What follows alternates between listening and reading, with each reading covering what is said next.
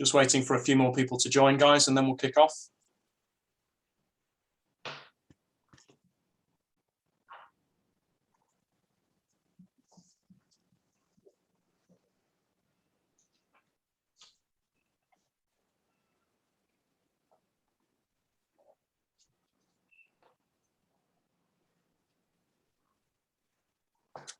Okay, perfect. Well, good afternoon, everyone, and welcome back from the networking break and lunch, which is, of course, sponsored by our gold exhibitor, Cisco.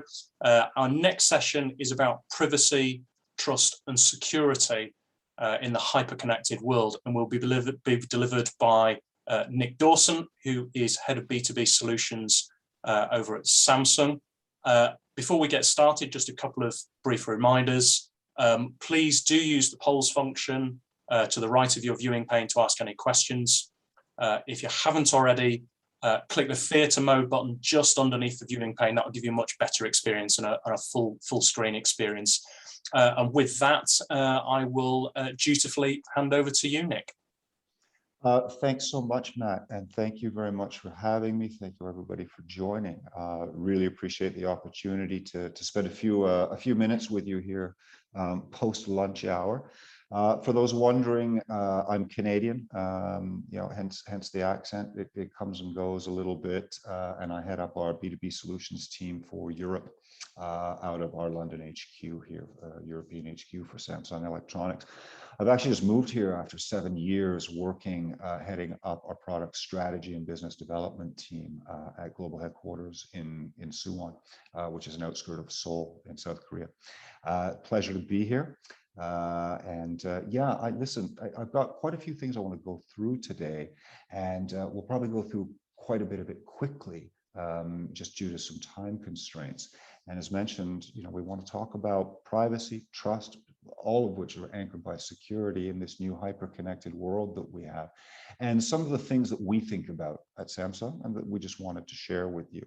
I think a great starting point for this, frankly, is to consider, where does this hyper-connected world come from?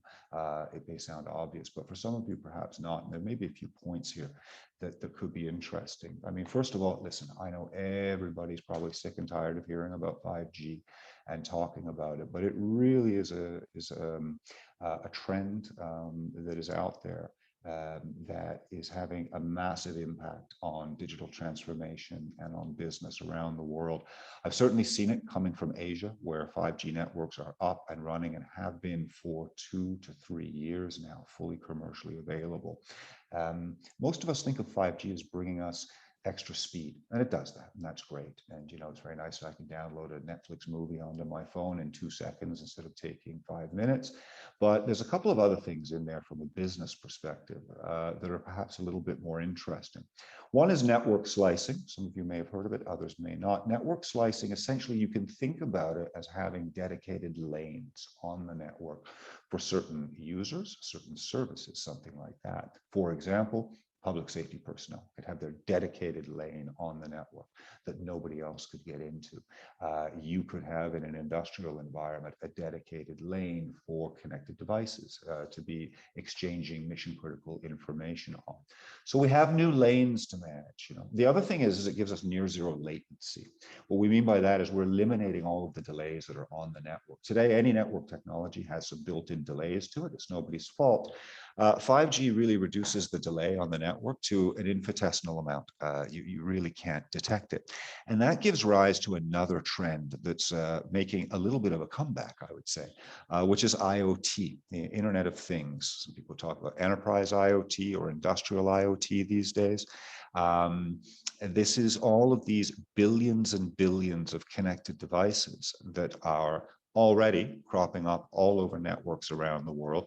And we're predicting, and this is not a Samsung prediction, this is just sort of industry-wide data collated from a variety of sources. We're predicting about 30 billion endpoints, new endpoints out there on global networks by 2023, just a couple years from now. To put that in perspective, last year there were about 7 billion. So we're talking massive growth. And by 2025, we're predicting somewhere north of 75 billion endpoints. These are quite often specialized devices, things that we may not even see, sensors in fields at the top of lampposts, underneath the hood of your car, in the basement of a building. And they give increased attack surfaces. And it's very, very critical for us to think about those things. A very quick example, there was a case just a few years ago of a casino in the United States. They got hacked, attacked, not through their main network, but the attackers came in through the environmental control system of the very fancy fish tanks that they had in their lobby and their restaurant, where presumably they serve some great sushi. We need to defend all these different attack surfaces that are out there. And then with 5G, leading to massive adoption of IoT, we're going to be creating so much data out there in the world that we just can't deal with it all. Our systems today aren't equipped with it. Humans certainly aren't equipped to deal with it in real time. So artificial intelligence really does become our friend here. I'm not talking about, robots with bright red eyes coming to steal all your jobs and things. I'm talking about cognitive decision-making tools, things that will assist you in making an appropriate decision, that will detect something happening, alert you, and maybe even take automated preventative action if it's programmed to do so. But we need to trust the algorithms and the apps in these AI tools as well, because any tampering with any of this model can have catastrophic downstream effects.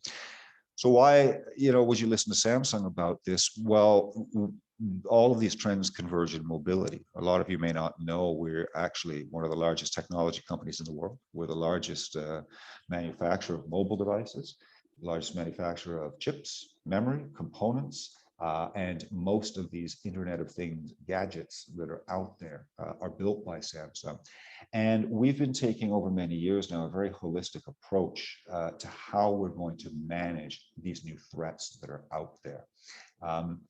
One example that I think hammers it home for a lot of people is the smart city grids. We talk about this quite a bit out there in the technology world, where you have cars that are designed to speak to a grid around them and to other vehicles. I'm not talking necessarily about self-driving cars at this point in time, but at least cars that are designed to share information with one another.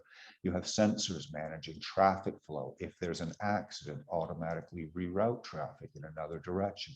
Dispatch emergency service personnel. Perhaps if it's a serious accident, the watch on your arm can detect change in blood pressure, which might indicate massive blood loss. This is the Internet of Things out there that is working, to provide us a better life and a better experience. But if any of these things fail, we are in a massively dangerous situation. And so we have to manage all of these endpoints and we have to touch them. Now, the good thing, frankly, is that we actually really know how to do this today. The technology is there to mitigate risk in our world. We don't always follow the advice that we're given as humans, but how do we keep up with privacy? How do we protect our business? How do we protect our customers' data, our partners' data in this massively hyper-connected world that is driven entirely by data these days? And the simple fact of the matter is that we have to take a look at a few different areas. Now, listen, I'm not going through every box on this slide. We don't have time to do that today. I'm going to highlight a few things, and in the next few slides, what I'm going to do is I'm going to bring it back to the types of devices that we're used to today. For example, our smartphones here. To illustrate for you the types of things that we do at Samsung that go above and beyond the norm. And I want you to remember as I go through this, that we are doing all of these things, not just on our phones, our tablets, the notebook computers that we create, but also on the TVs that you buy from us and the connected fridges and all of the other appliances, industrial or consumer, that we provide. We take this same ethos and this same security model and we apply it to everything. So let's start and go back to the smartphones that we have today, because I think we all have one. So I'm going to use an Android-based smartphone, and this is just any Android-based smartphone, to illustrate a fundamental problem that we have out there. One of the tenets, the core tenets of trusted computing, which is a concept that's been around for many, many decades, is that the lower your level of access on a computing device, any computing device, a watch, a computer, doesn't matter. The lower your level of access, the higher your level of privilege, where hardware is at the bottom, as you can see, and then your applications and your data are at the top. And so most security solutions, unfortunately, sit at the application layer. They're added as an afterthought. They don't come from the manufacturer necessarily. They are tools that you buy from perfectly reputable companies who do a great job at what they're attempting to do. But the simple fact of the matter is, you may get a lowest common denominator effect. You can buy the world's best security software, but if it is designed to run on 2, 3, 10, 20 different types of machines and protocols, it needs to be, almost one way of thinking about it, dumbed down a little bit so that it can have common feature set across all of those different products and operating systems and protocols. Even if you build in an awful lot of security at the operating system level, and by the way, this might surprise you, but the data is out there from governments and third-party research institutes like the Gartner Group, for example, in the world, that Android is actually the most secure operating system in the world. It wasn't always, that's true, but it has been for the last 2 or 3 years. But we don't have time to go into all of that today. Happy to answer a question about that after the fact. Even with operating level security that is above and beyond the norm, if I can gain access to a device, your phone, a sensor out in a farmer's field, or managing power flow in a control station or something like that, if I can gain access to the physical hardware, I can make all of the security model that sits on top of that at the operating system level and the software level basically disappear without you even knowing it. So software-based security is a little bit of an illusion, unfortunately. And there's a break point between all of these layers and where the security model can be exploited. What we do at Samsung, very, very plainly and very simply in the interests of time, is we actually take a very holistic approach to security. A lot of people don't know this, but Samsung is the only company in the world, only electronics manufacturer in the world that builds all of its smartphones, for example. We build them in our own factories. Every other smartphone manufacturer in the world builds their phones. They farm out the production to third-party manufacturers, typically in China or Taiwan. We build our own products in our own factories. We build them out of our own components that we also manufacture in our own factories. In fact, we're the largest component manufacturer for most of the industry, including all of our competitors out there. During this process, the manufacturing process, in fact, during the design process, we actually embed and start anchoring a pervasive security model into our mobile computing appliances, right into the hardware, right into the chipset of our devices. And then we have created over the years an overlapping series of defense and security mechanisms that span up from the hardware through the operating system and firmware levels into the application data and then transport, i.e. network layers as well. We are, frankly, one of only a couple of companies in the world that even make an attempt at doing this. And I pointed out because I think it's something that you should be aware of, that not all products are created equal. If you look at a phone, they might all look like, you know, a nice rectangular piece of glass, just with different prices that all do the same thing. Such is not the case. Under the hood, there's an awful lot of difference. And taking this embedded, holistic approach is important. We secure through the hardware, as I said. We protect devices during real time. But let me very quickly tell you a couple of things we do at the hardware level. For example, this is on our phones. We have something that we call the Samsung Knox. It's named after Fort Knox, which is where the Americans used to store their gold when they had money.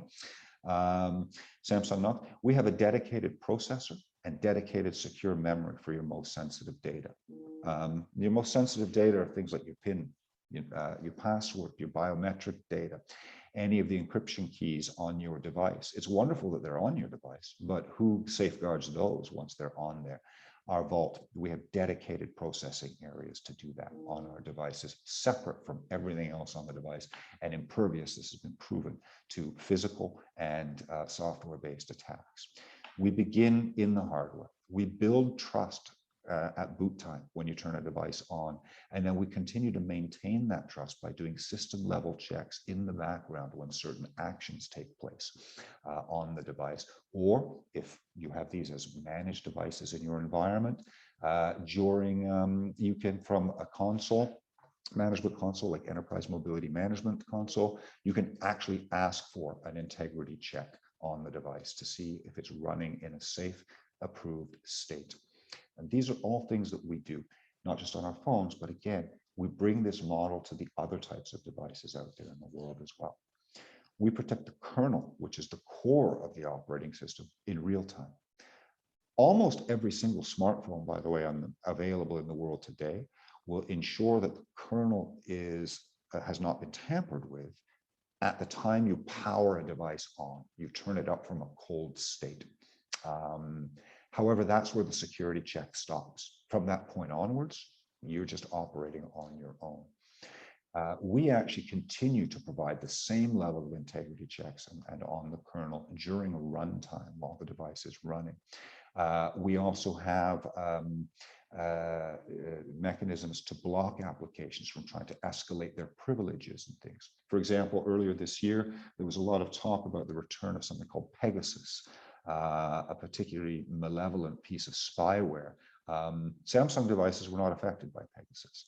And the reason they weren't affected is because we actually fixed we built our Knox security platform about 6-7 years ago. We built in the capabilities to block exactly the type of attack that Pegasus came to be, because we envisaged somebody trying to do this.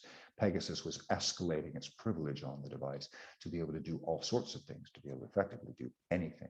We don't allow that. It's physically not possible on a Samsung device or any Samsung appliance. Okay? We can offer double encryption on our devices for data, both during runtime and at rest while it's in storage. Nobody else in the industry does this. And then we have a whole bunch of tools that allow you to deploy, manage, configure, and customize devices so that they can suit your very, very specific business needs. I don't have time to go into those today. If you wanted some more information, you can just go to samsungknox.com, or I am sure that we have provided a way for you to get in touch with us to follow up, to provide you a little bit more information. And this isn't to lock you into our software and our services. Our software and services are available to customers through their existing software partners and service providers as well. We provide them as a feature set underneath your UEM or EMM infrastructure you may have in place today. We even allow you to provide complete OS version control, security patching of your devices, full control to you within an IT environment, as opposed to just jumping to the latest and supposedly greatest security patch or operating system version. We allow you to force upgrade, but halt your fleet at a particular version that you've tested and that you know doesn't break anything in your environment, for example.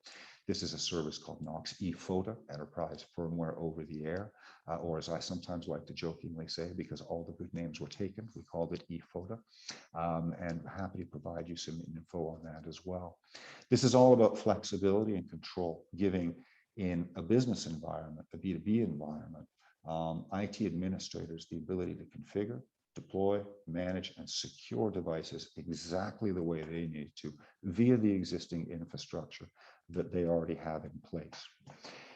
And as we go from this 5G enabled, IoT powered, AI fueled world, we're moving and beyond the actual devices as well. We embed a platform, Knox, into the products that we build to help secure and guarantee the integrity of those.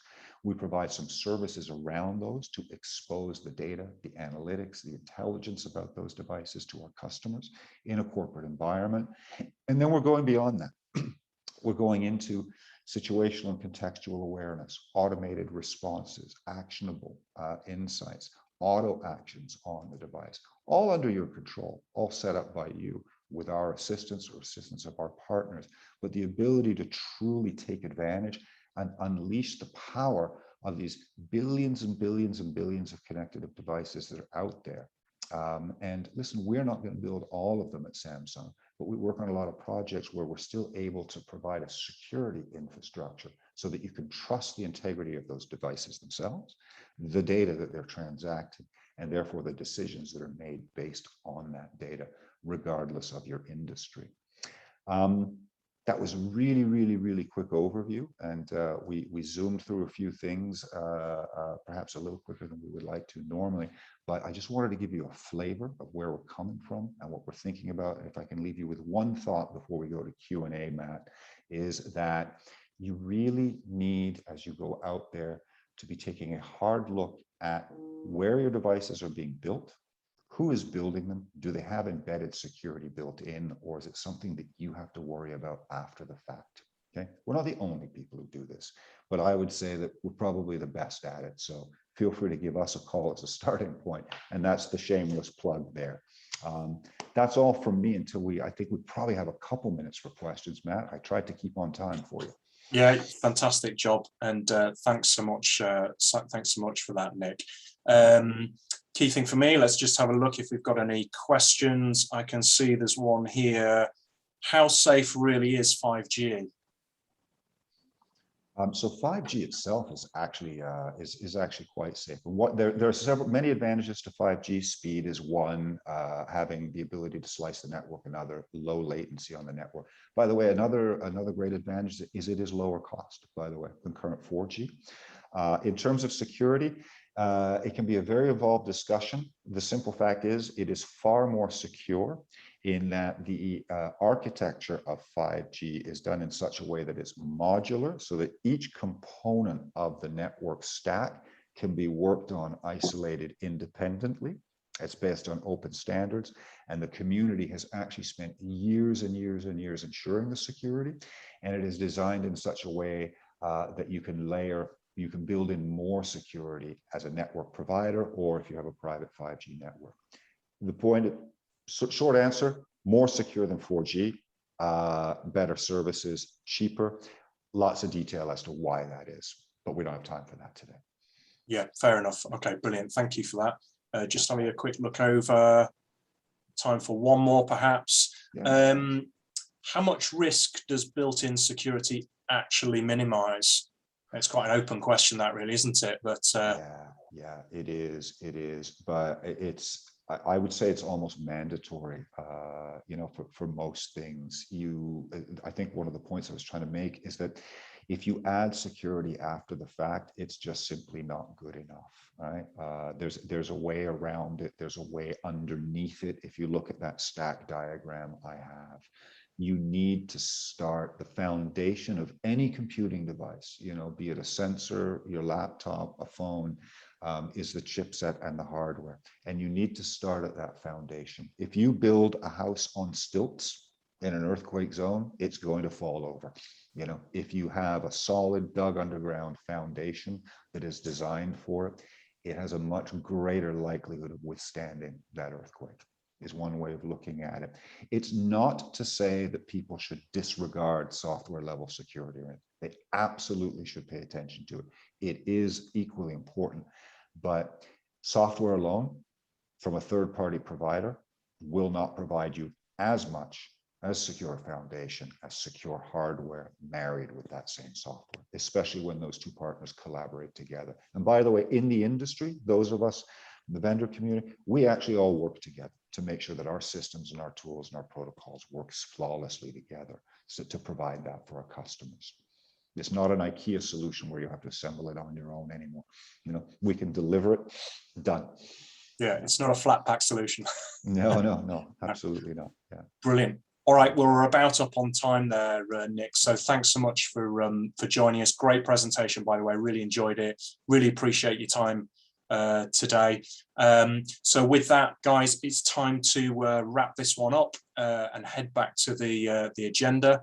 We have two more sessions starting in parallel at just after 1:30.